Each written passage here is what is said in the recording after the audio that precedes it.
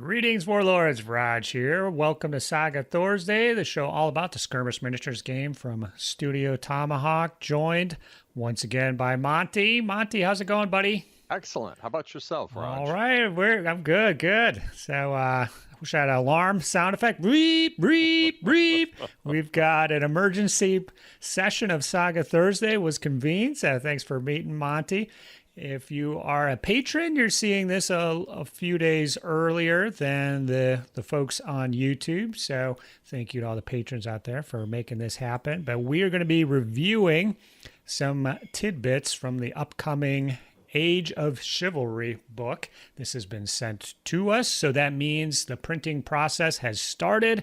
And I don't know exactly when stuff's coming out, but we've been sworn to secrecy until now, and hopefully in November or December here, people will start getting their books out across the world. So this one it's been a long time coming, Monty. I guess we've known about it for quite a few years now. Yep. And there's been some delays with stuff. We have Five for Victory in the meantime, I think, maybe slowed this one down a bit. So it's been a while since a proper Saga release. So this is what the doctor ordered, I think. Agree.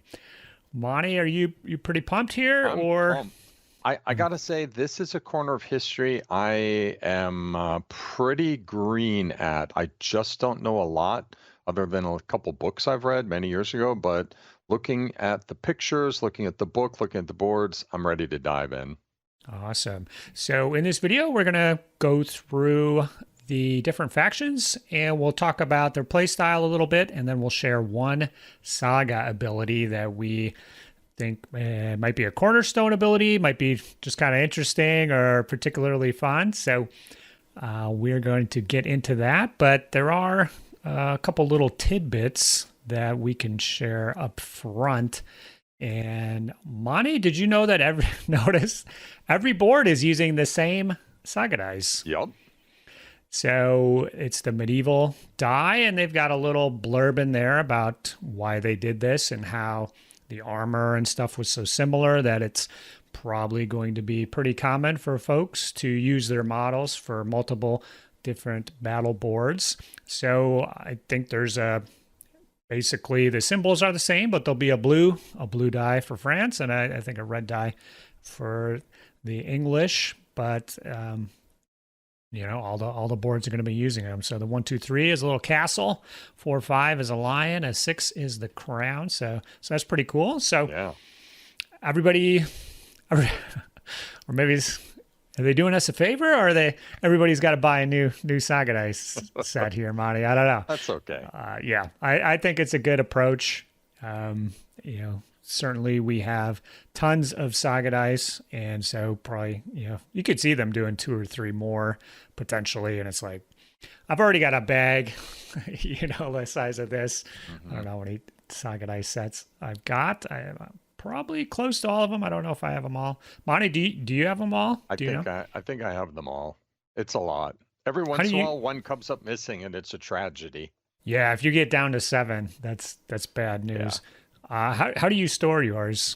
In a big pile, and that might be why they sometimes come up missing. And sometimes they sit on like a little wire rack shelf, and when I can't find them, I have to hunt around behind everything. So they slip through. Not the best. Maybe I need a giant saga bag for my dice. Yeah, well, I use just a big Ziploc bags, and they're just all mixed freely in there. So when I grab them, that 8th one is always hidden, tucked away there. And I'm like, oh, come on, baby. And we do find it. So that's pretty cool. Get in your orders for that.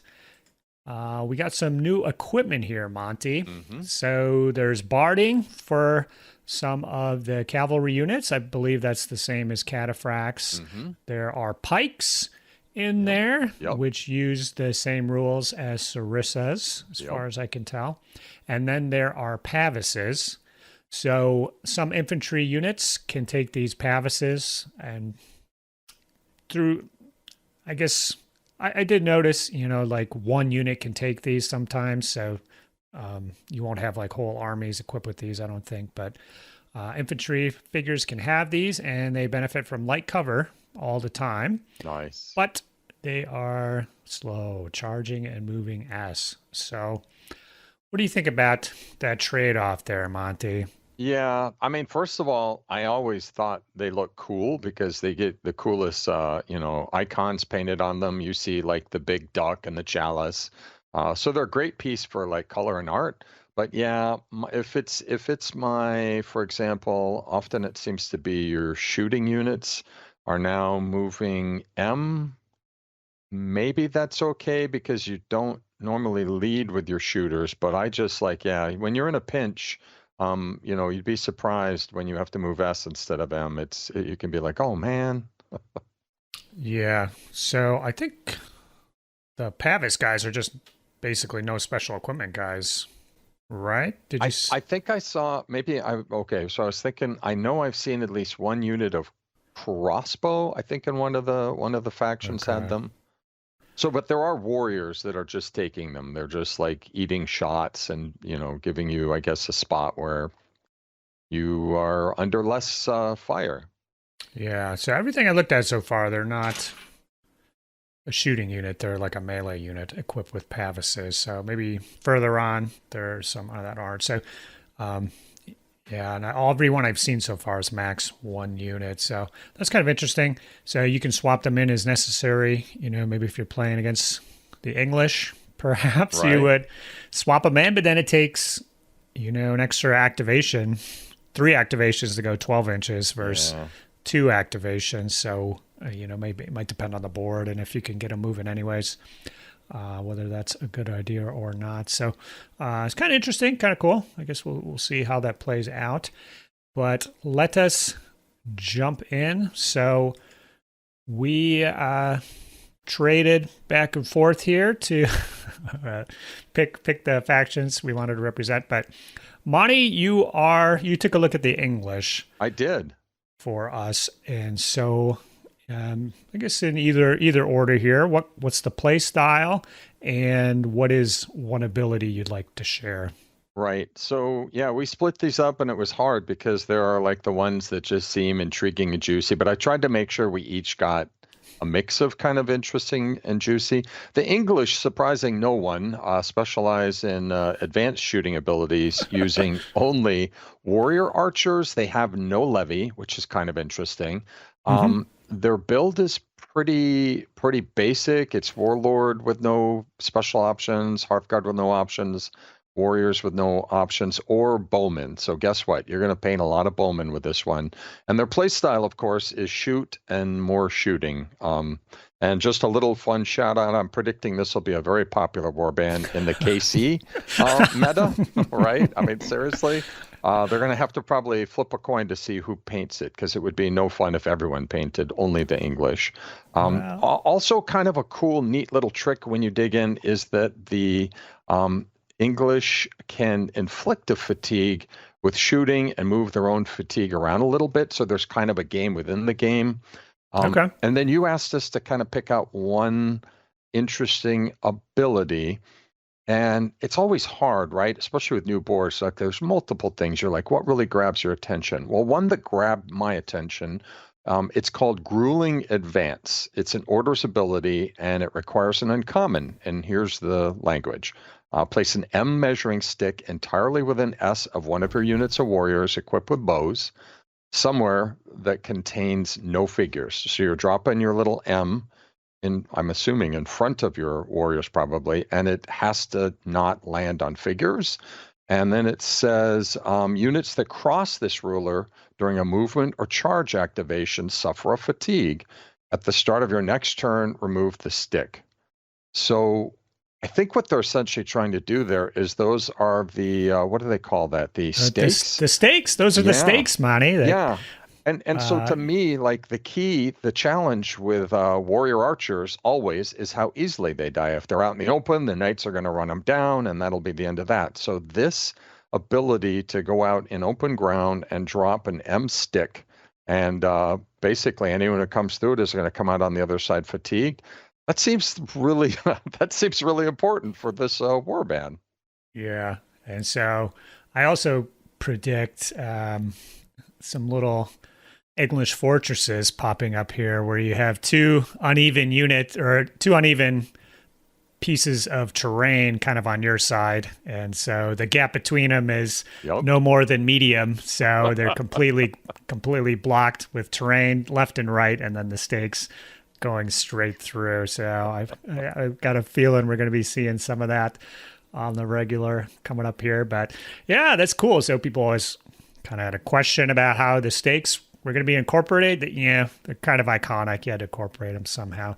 So yeah, I agree with you. It's going to be a shooting faction, lots of shooting activations, shooting saga abilities, but some interesting ways to get those bowmen souped up. They're pretty strong guys in order to pull those bows. So they've kind of reflected that in a certain saga ability. So I think it's gonna be pretty cool. Yeah. And you could definitely do historical ratios. So I think Cressy, I think there were 6 bowmen to 1 knight, and then I think by Agincourt or the later ones it was like 10 to 1. Wow. So you could do 5 points of archers and 1 point of Hearthguard. I think it's a kind of a historical. I'm going for theme here, Monty. Right. You know what I mean? Also, I think the Grueling Advance, that whole stick would be an amazing modeling opportunity, right? Oh, definitely. Yeah, you have to do that. You got to do a permanent, just a medium stick with the stakes on it for sure when you build this warband. So, yeah, I think it's pretty cool. We'll see. I really don't know if 4 or 5 points of warrior archers really are the way to go, but I guess we'll see how it shakes out. So Monty's doing the English. I'm doing the French over here. So the French, they actually kind of have 2 separate lists. One is like an earlier one, and then the second one is like the Compagnie d'Ordonnance or something like that. And so that one, the options are slightly different. So that's like the professional kind of army, I think. And in that one, you have like barding on those units. I noticed that was one difference between them. But the French board, not too hard to figure out here. It's attack and charge based. So lots of different abilities here to charge or soup up your melees. There's some Hearthguard powering up abilities, but I chose the one that affects your warlord here. So Montjoy, Saint-Denis. So if you're American, you might say St. Denis, but I did listen to the Bernard Cornwell Agincourt audiobook, and they say Saint-Denis, so I know that's the proper way. But if you want to say St. Denis, you could say it that way too, I suppose. This is an activation ability for your warlord. Takes a rare. Remove all your warlord's fatigues, then activate them for a charge that generates no fatigue. So. This is awesome, the ultimate aggressive warlord here. So I always end up getting my warlord into the fray, much to my regret sometimes. But if you want aggressive warlord here, this is perfect here. It's kind of the opposite of the Anglo-Dane ability, where you remove all your fatigues and then you stay put. This one's remove all your fatigues and charge again. Keep going. Go, baby. So that's cool. Awesome. Yes. Let's move on to the Burgundians. Monty, this is you? Yeah. So this is kind of an interesting one because you've got the English shooting and you've got the French just brawling fighters, right? And the Burgundians kind of land between that. Their Burgundian style appears to be kind of combined arms. Uniquely, they have 2 advanced abilities that allow them to shoot outside of the shooting phase. So that's very interesting. And so I picked as my interesting advanced ability something called Spring the Snare. And it is activated on an uncommon. It's an activation reaction, and it says, trigger this ability when an enemy unit activates for a move or charge. Before the activation is resolved, activate a unit to shoot at the activated enemy unit. So, of course, this kind of activation is going to be all about, like, how many of your, let's say, Levy shooters are within, range of the unit being activated. But my thought is, if you could pair this with your crossbow, who the Burgundians have access to, it could be very painful. Like, if you're coming in, you're going Yeah. to look like a porcupine. Yeah. So the Burgundian, yeah, they really are a combination of the French and the English. So they can take I think, bow warriors, and they can take crossbow levy, maybe bow levy. I believe they have 2 lists as well, kind of like the French. So it might depend on which one you take, what exactly the troops you can access. But yeah, I can see that being that's an every turn ability right there if you can put it up, I would say. So yeah, kind of an all around board, some shooting stuff, some melee stuff, and yeah, I think it's going to be a cool board. All right, moving on to the free companies. Mm-hmm. And so these guys, these ones, I have to look at my notes here. What did I write down for these guys? So I would say this board kind of has some fatigue play on it, and it's a little tricky, maybe slightly more defensive than offensive.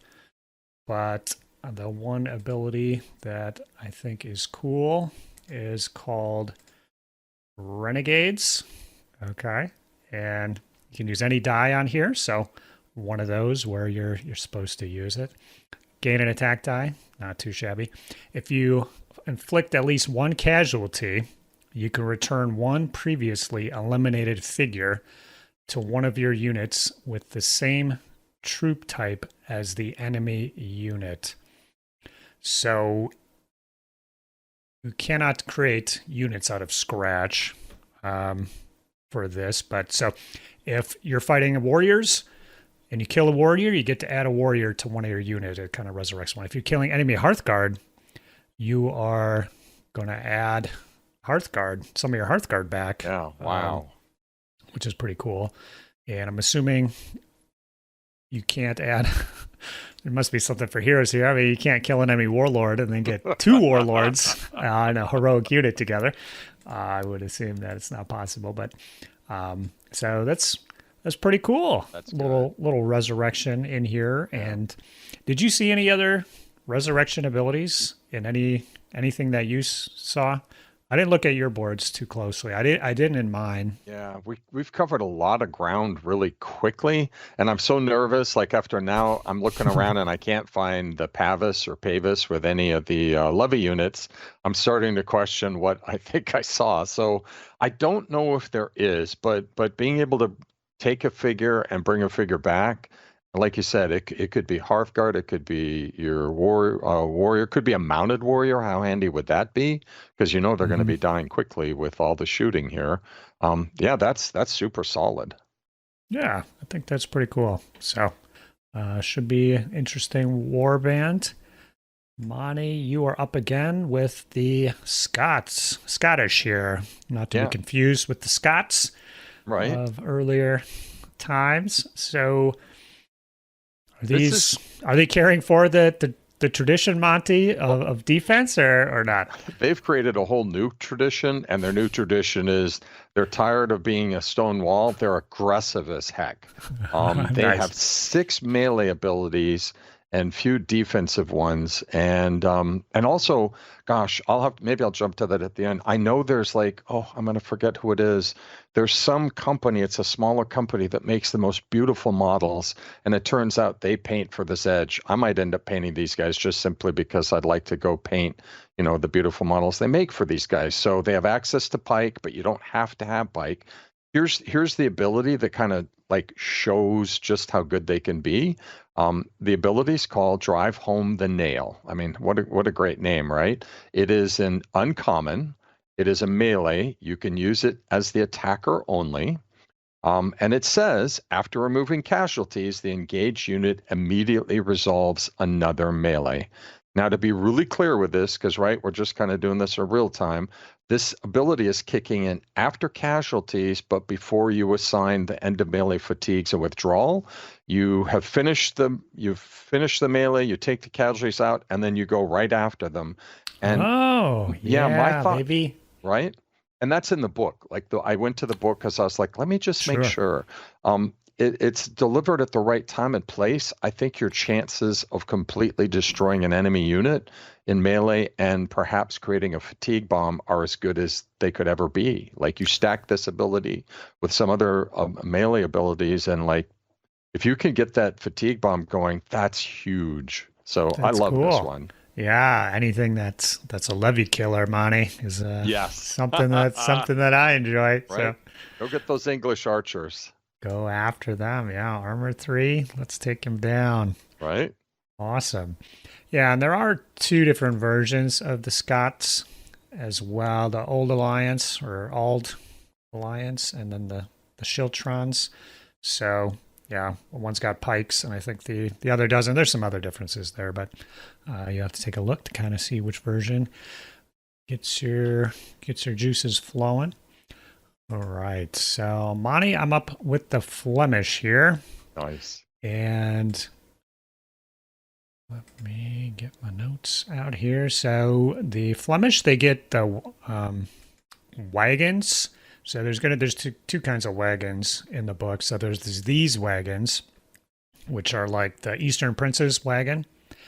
And then there's the Hussite wagons, which are slightly different. So these are kind of like the Eastern Prince's ones. And these guys get,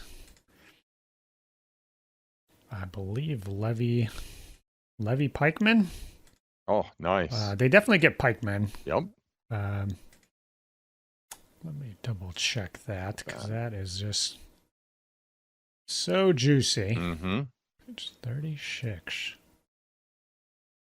But basically, they have saga abilities that will factor in if you are emboldened or not. So to be emboldened, you have to be within short of a unit of pikes, or your levy are equipped with pikes. So pike levy, that's pretty good. So you are emboldened if you're within short of a wagon or 4 levies equipped with pikes. So they don't even have to generate a saga die. They just have to be a 4-pack. So you got to run your units pretty close together. And honestly, if you're not emboldened, you can only use just a couple of these abilities here. I mean, almost all of these saga abilities have the emboldened keyword. So I don't know. Pike levy are juicy, tasty. The wagons are decent. So I don't think you're really going to have any trouble triggering these, but maybe reaching out to do attack runs or something far from your lines is probably something that might be more difficult. They are just kind of they got a little bit of everything going on here, but the one ability that I thought was kind of interesting here was called the Flemish Lion. At the end, it's a melee ability, trigger for uncommon. At the end of the melee, activate an emboldened unit to charge. It gains 3 bonus attack dice.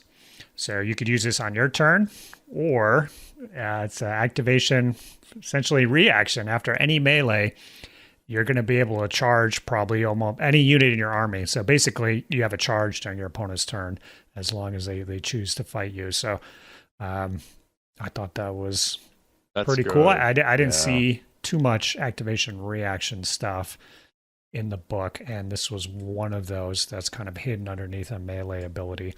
So you're not going to want to engage them anyways, and now if you do, you're going to be charged on your own turn with 3 bonus attack dice, or you could use it to just kind of keep the assault going. So I thought that was a pretty cool ability for the Flems there. Very good.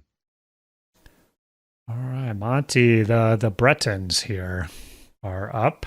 Yeah, this one I'm going to have to add a few words because there's some of these have some really unique structure, and the Bretons are one of them. The Bretons play style, as I look at it, you can go, all mounted except for your levy if you want. You can put them on foot, so very nice build variability. They look like they could hit hard and maneuver well.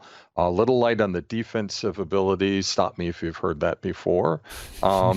Now, before we dig in, there's a little special rule called vigilant and surprised. And the difference, it's very important for your board. The difference is if your opposing player has at least one saga die on their board, they're considered vigilant. And if they've wiped their board, then they're considered surprised. And so the effects you get off the board will be based on those things. And so the one I grabbed here, I grabbed the easy one. It just is so juicy at the first look. So I'll dig into it. The ability is called Guile, and it is an uncommon, and it is can be used as an activation or for melee. And it says that your opponent counts as both vigilant and surprised for the purpose of the next saga ability you trigger. And so basically, like, you hear that and you're like, okay, what does that mean? It means that when you play this and then you play another ability, Guile allows you to trigger both effects on any of the 6 abilities that are based on whether your opponent is a vigilant or surprise.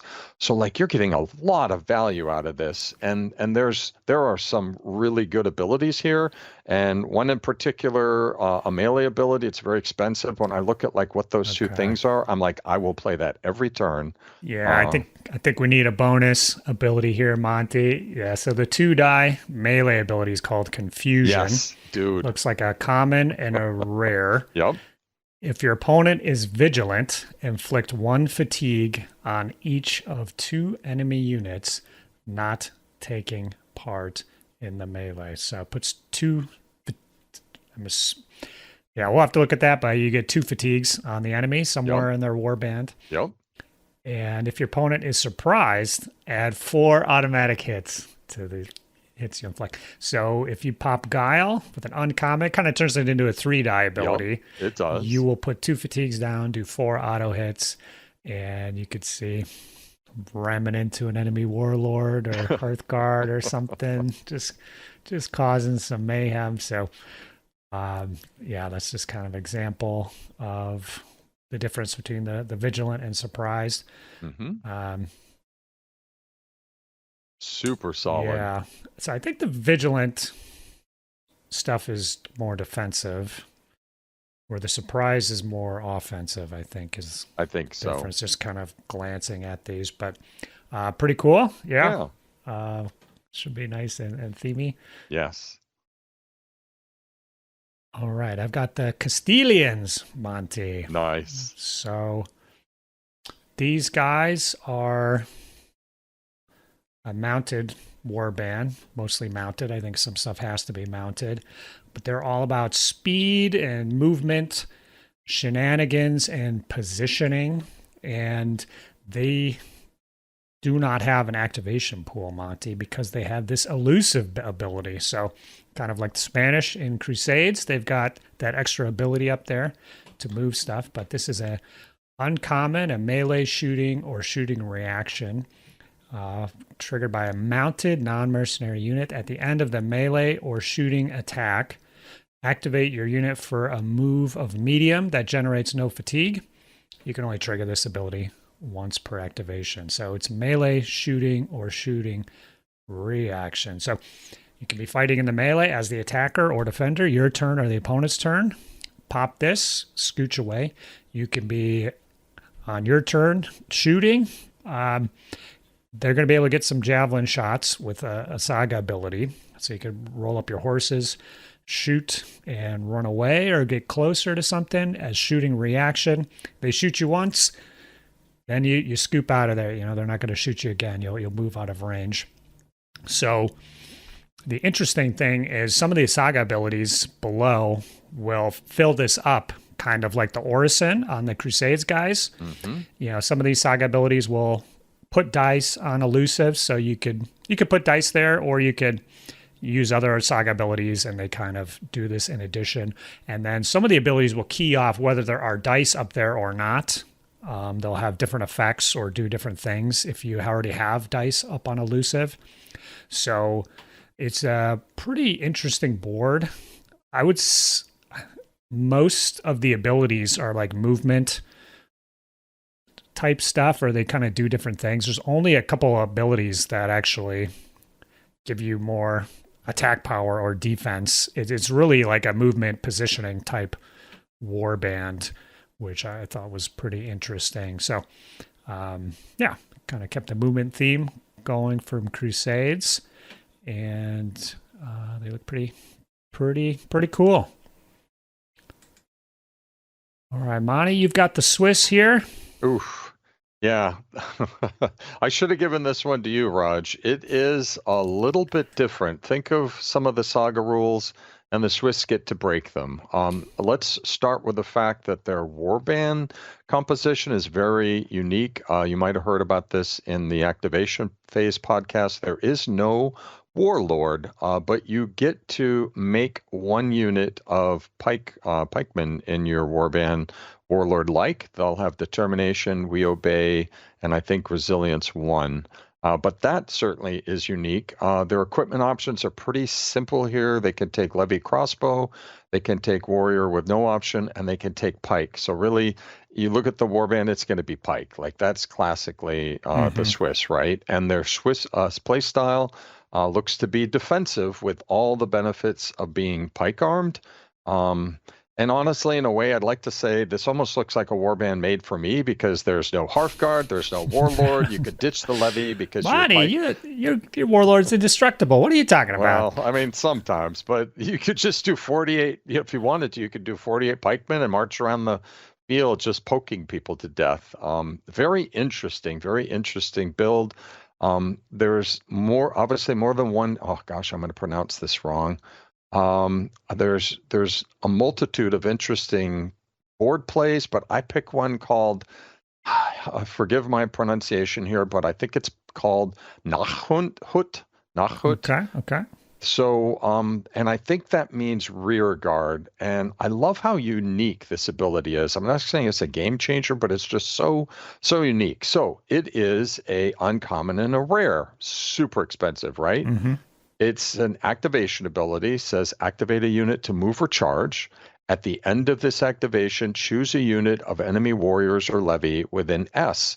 Until the beginning of your next turn, that unit can't activate to charge or shoot. Ooh, so what I like about that is just the kind of mess with your opponent. Sometimes those abilities are my favorite in Saga because it's a wild card, and with the right terrain and the right board plays backing this, you can get in the face of something important, something that needs to move, that needs to get somewhere, and you just do this. You're like, nope, you're not doing that. You certainly won't be charging or shooting.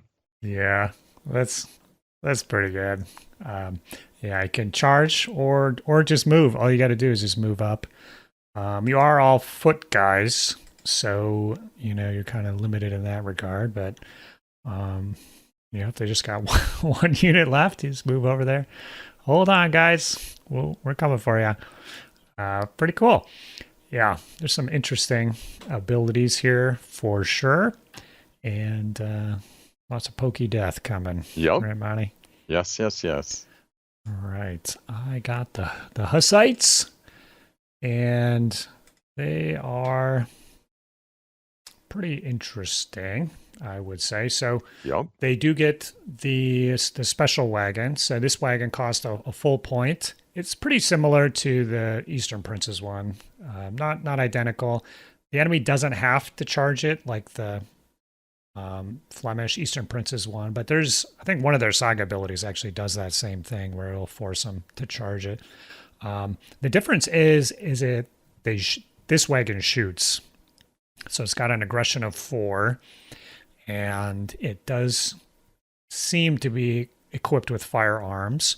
So I'll talk a little bit about firearms right at the end here. We'll talk about there's one mercenary unit that is the handgunners that are equipped with firearms. So we'll get into those rules when we get into it. They can take this Taborite unit, kind of like Pilgrims, just a junky levy that are armor 3 with no equipment. But otherwise, I would say these guys are attack and charge oriented. If you had to pick a slant here, so kind of a vicious little war band. Honestly, I kind of had trouble picking these abilities. They're all pretty good. They're solid. There's nothing really that crazy going on here. Just kind of a solid warband, with fairly costed abilities. But I did manage to pick out one here called Sortie. This is common or uncommon or rare, and you can activate a foot unit within S of a wagon for a charge. But you measure the charge distance from the wagon itself. And if you use a rare, you gain 3 bonus defense dice. So these wagons are going to be pretty big, 100 millimeters, that's like 4 inches. Yep. So you can have a unit just within 4 inches of that thing and then go to the other side. It's like blocked by the wagon itself. You can have a unit behind the wagon, essentially charge through. So if you're thinking a medium on a foot unit, 6 + 4 + 4, you can charge about 14 inches almost directly through one of your own units.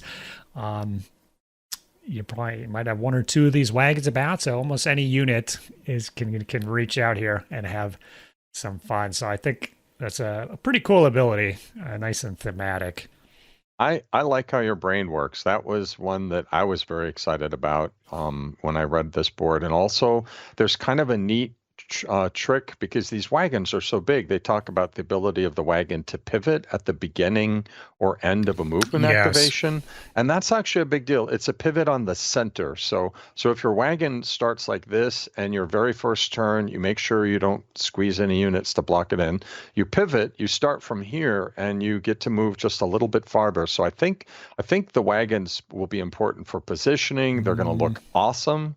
And being able to get those sneaky charges out, from different parts of the wagon would be top tier. Yes. Okay, yeah, they do have special rules for the pivot, but I think the pivot is taken into account when you move, so you can't get sneaky extra distance. I could be wrong. Sorry, we're so fresh on one this. Of us is wrong. I thought the pivot you either can or you can't. Yeah, I thought it said the pivot could be before you move or after you move, and that's kind of a big deal because if I start this way, you know what I mean? On turn 1 would be the only time you get that advantage for something that's tanky and slow. Yeah, it specifically addresses it one way or the other. So okay, we don't have it up right now, but it clarifies because it is unusual in the game of Saga. So we can't remember exactly what it is, but it is addressed right there in the rules. So, all right. The Germans, Monty. Yeah, the Germans. The guy with the last name of Lumen covers the German warband. So, interestingly, the Germans are a combined arms warband with all the equipment choices you could want for your warlord, your Hearthguard, and your warriors. And the play style is kind of interesting. It's a little, I can see it, but I really need to try it to really see how it works out. They're not going to be, I don't think, like the French or the Scottish, where they're just like pedal to the metal hammer. It looks like instead their play style is slowly inflicting and building up fatigue on your opponent. And then later, maybe second half of the game, you've got a number of saga abilities, advanced saga abilities that the enemy fatigue is a key to your plays. And so it does look like it's kind of a slow play warband. Not slow play, but building up. You're not going to alpha strike with them, I don't think. And I picked out one ability that, as I started chewing on it, the more I thought about it, the more I'm like, oh gosh, this will really be a pain for your opponents. And those are sometimes the best saga abilities, the ones that make your saga buddy frown or their shoulders slump when you launch it on them. The ability is called Retreat, and it does require a rare. It's a melee ability, and it can be played on a unit other than Levy. So your warlord, your warriors, your Hearthguard all can play it. It says the melee ends immediately. Your unit must withdraw. So when I chewed on this one, some of these things people like to stack and rack, and they want, I'm going to do this, I'm going to do this, I'm going to you have multi advanced abilities to really rack up a big punch. You won't want to really do that against the Germans because if they have retreat up, it's all going to be just gone for naught. They'll trade all those dice for your one rare. So I think you roll it early, you park it, and then at some point you break their hearts. Mm-hmm. You're like, are you going to trigger anything? I'm going to raw saga. I'm just going to wait. Yeah, we can raw saga all day. Yep. As soon as you trigger something, then I'm gone, baby. That's cool. That's cool. All right. And I believe this is the last one. So the Italians, and they got them listed as the condottieri here. I think that's how you say nice. that. I think you nailed it. And this one is it's a doozy here, where we're looking at the successors of the chivalry age, I think, Monty. That is true. So it's split into 1, 2, 3, 4. There's 5 sub-factions, each one with its own special rule, and then it has its own kind of mechanic on top of it. So I'll just real quick. So there's Florence and the Papal States, and they kind of do some Sagadai stuff, during orders phase or something like that.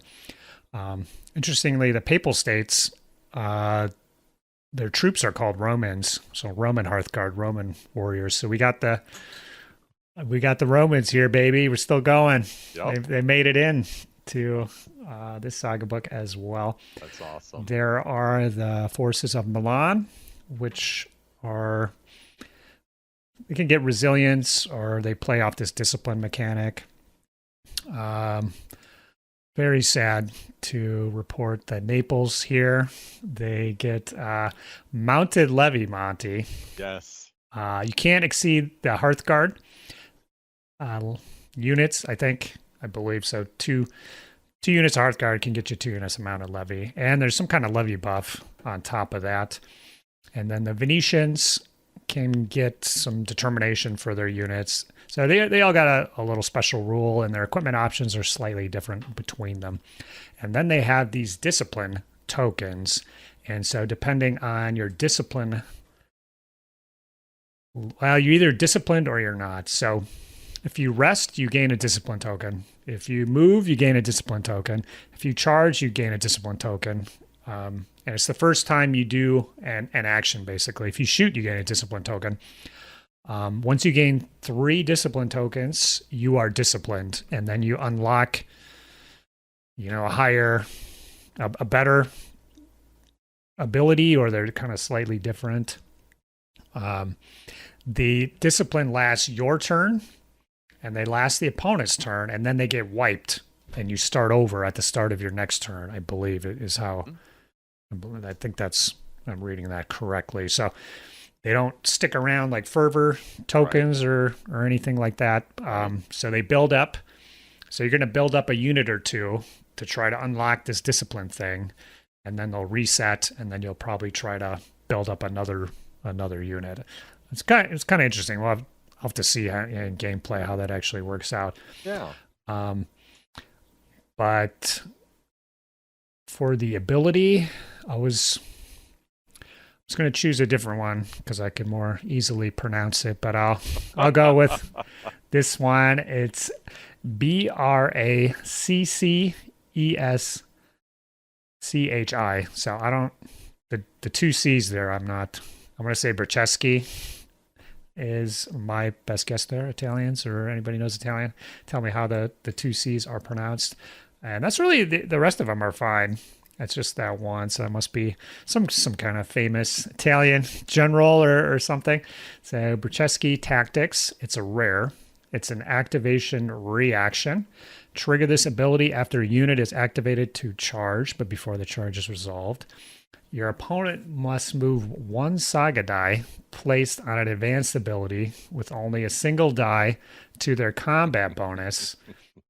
And if you're disciplined, the target of the charge increases their armor by 1 in the ensuing melee. So I thought this was pretty cool. Yeah. There's not a lot of abilities that mess with the other guys' actual battle board stuff here. Yeah.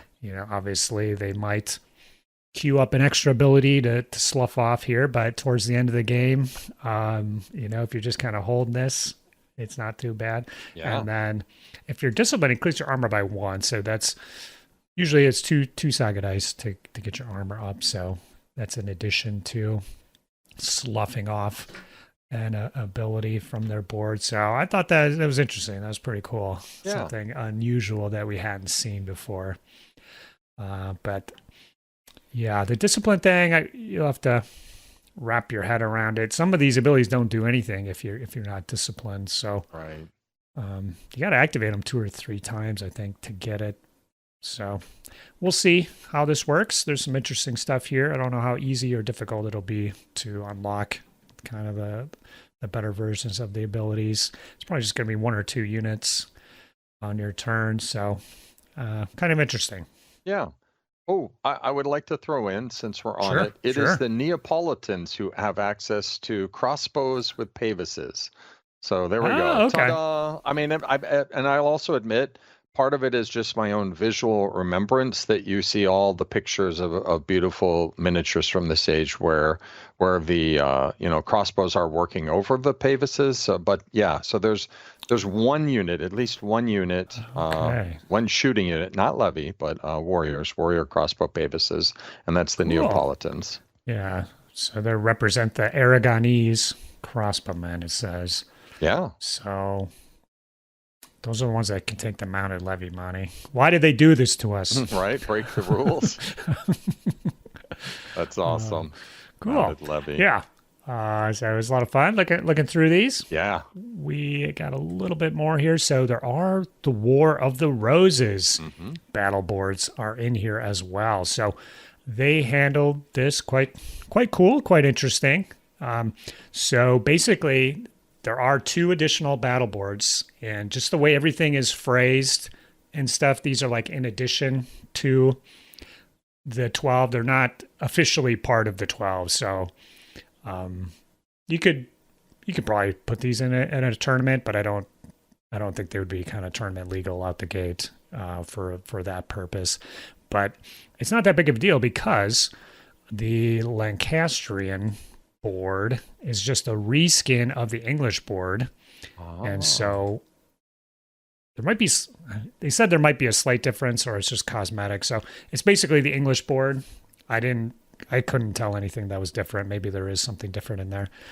And then the Yorkis is a reskin of the Burgundian board, which kind of had all those shooting and different abilities. So I think they're going to be well matched. And then they pull from the same troop types, but they get different mercenaries. And so that is how they handled the War of the Roses factions. And they just have them in there. It's a page or 2. There's no campaign or anything like that, or anything further. So it's just, if you want to play the War of the Roses with Saga, you can do it.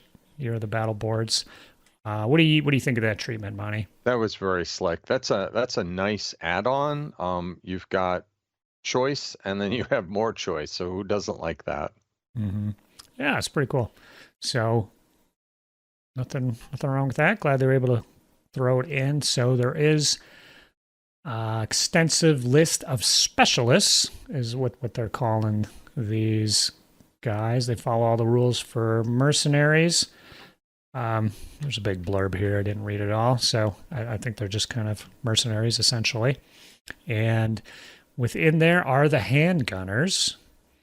And the handgunners, they're armor 3 warriors, melee shooting. They can't close ranks. Their shooting attacks have a range of L. They can't shoot twice in a row like crossbows or firearms from Age of Magic. Each time they shoot, if the target of the shooting attack isn't exhausted, the first uncanceled hit inflicts a fatigue on the unit instead of becoming a casualty. The usual rules apply to any further casualties.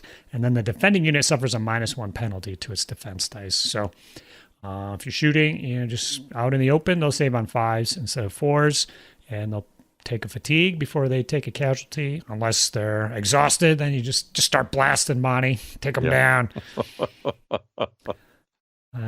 So this is basically the Hussite war wagon has an aggression of 4, and the shooting, I believe, follows these exact rules as well. So you got little fire bastions. And in the specialist, there's a cannon here, Monty. Yeah. So we can take a cannon.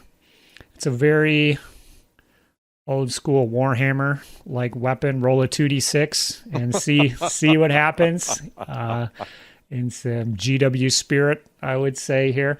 So, yeah, we got a cannon. Got to have a cannon. I think that is all we are going to divulge here at this time. We'll say in the choice, they made an interesting choice. They moved all the legendaries to the back of the book, so they're not included in the faction. So Joan of Arc is not included in the French faction. She's listed in the back with all the other legendary characters. So I thought it was kind of cool. Just make it clear that these aren't for usual play, you know.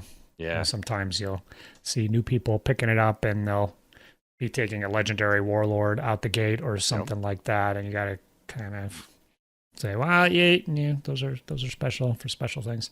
So I thought that was cool. I thought that was a good choice to put those back there, and that is it. There's nothing else. They filled this one to the gills. Didn't have any extra room for scenarios or anything else like that. So, Monty, overall thoughts from what you see here? It is a beautiful book. It's 96 pages packed with historical fact and lovely, lovely painting. Right away, as I'm looking at the pictures, my next thought is, who makes those miniatures? So we're going to have to all get together. And yeah. I think probably most of it is Perry. That's my gut feeling, but there's some other stuff. So very excited to kind of, this is what I did many years ago. Being born and raised here in America, history for us starts, from 1776 forward, more or less. And so like stuff like the American Civil War and the World War, that's like pretty clear history. I had to like make up a lot of lost time and ground when I jumped into Saga because I just didn't know a lot about the Dark Ages. And it's been that way sometimes with each of these books. I think I'm going to dig my way back, find some good reading, pick out a warband or two, and have some fun with this. Cool. Yeah. I'm pretty pumped here. I like that it's a full 2, 4, 6, 8, 10, 12 factions. Yep. There's 5, 6, 7, 8, at least 8 different sub-factions. The Italians get 5, and then the Burgundians, the French, and the Scots have different sub-factions.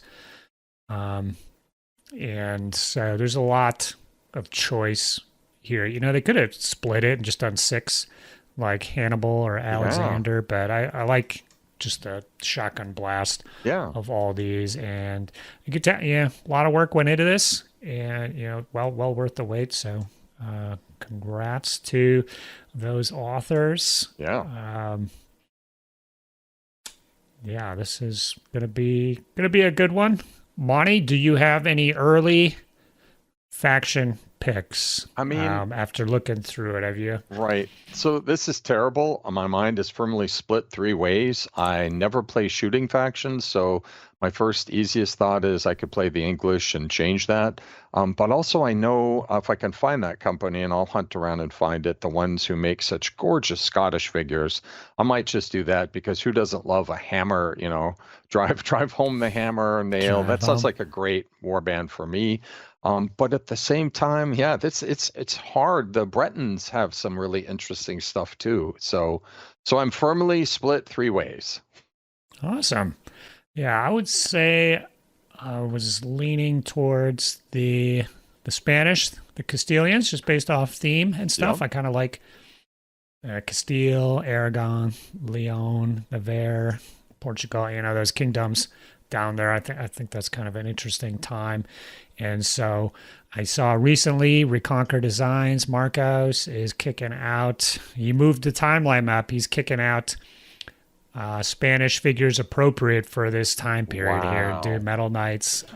This month is like the first month I think he has these guys. He might have done retainers or something earlier, but so I might be getting in. This will be my first STL Patreon with the 3D printer. I think I got to jump in and get these. They're so cool. Otherwise, I kind of like the idea of the Italians. I know they were kind of known for the armor and stuff over that time period, and pretty industrial, providing armor and equipment and mercs to all the other factions. So I kind of like the idea of that. Looks, I don't know about that discipline mechanic, doesn't necessarily appeal to me. I don't need like extra load on my mind. It takes me long enough just to put the dice down. Now I gotta calculate the discipline stuff. So it could be very powerful or not, you know. I don't know. It's just extra component there that I don't necessarily look for in battle boards, is having extra stuff. I kind of just like things as is. So probably either one of those to start with.